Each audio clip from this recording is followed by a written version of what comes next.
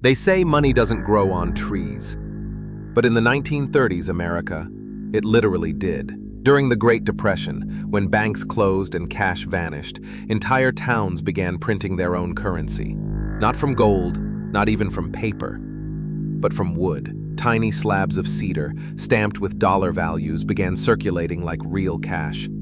People bought groceries, paid rent, even mailed these wooden bills through the U.S. Postal Service. It sounded absurd, but this wasn't a joke. It was survival. The year was 1931, in a little town called Tenino, Washington. The local bank had collapsed. Cash disappeared overnight. So the townspeople asked, what if we made our own money? From the one thing they had in abundance, wood. They printed cedar-thin dollars, each engraved and signed.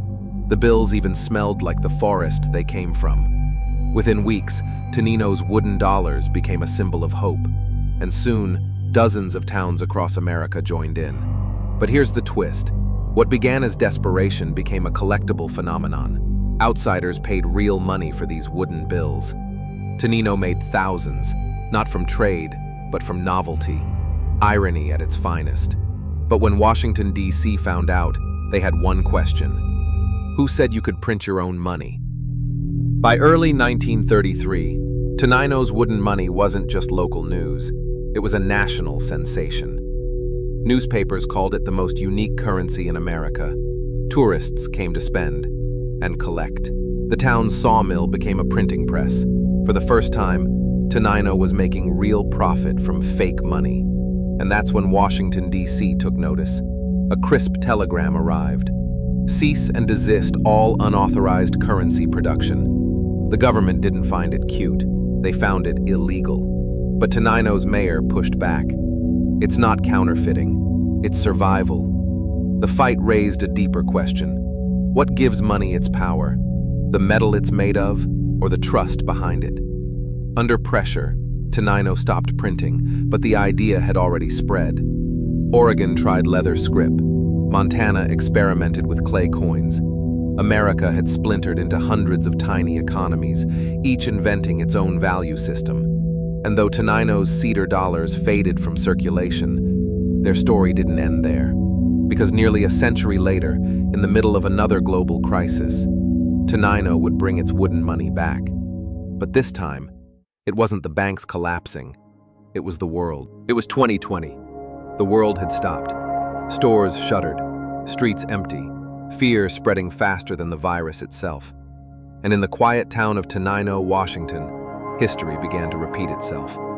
The same sawmill town that once printed money on cedar found itself facing another invisible enemy, economic collapse.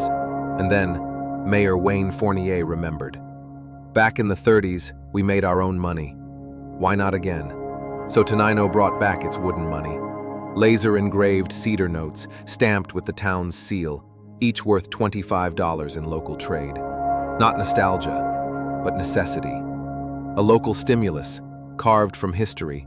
Within weeks, wooden dollars began circulating again. Local stores accepted them. Families used them for groceries.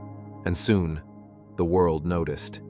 CNN, The Guardian, NPR, the story went viral. But this time, it wasn't just a quirky tradition.